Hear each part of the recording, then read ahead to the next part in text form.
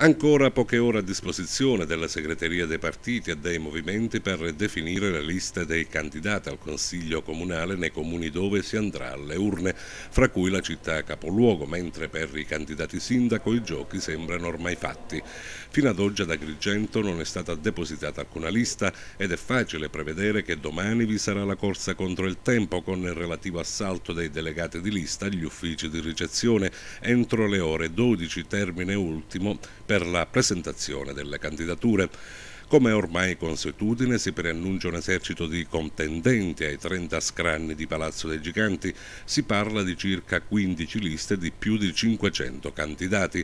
Qualcuno degli uscenti ha deciso di non riproporsi nella kermesse elettorale, mentre qualcun altro, rispetto a 5 anni fa, ha deciso di cambiare casacca ed in tal senso la lista più gettonata sembra l'UDC. Ed intanto il candidato sindaco Giuseppe Arnone prosegue nella composizione della sua giunta, al momento tutta in quota rosa.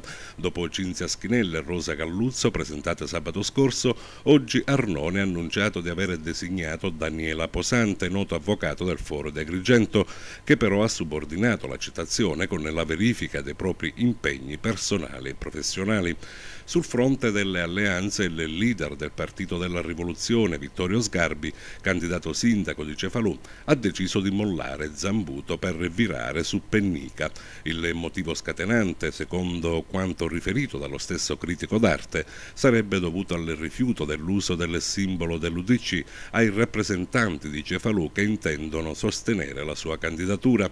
Per questo, ha precisato Sgarbi, non ritengo per reciprocità di poter affiancare ad Agrigento il simbolo dell'UDC con quello del Partito della Rivoluzione. Sgarbi rinuncia all'apparentamento con Zambuto dunque e valuto l'opportunità di sostenere il candidato sindaco di Epolis PDL Grande Sud, Totò Pennica.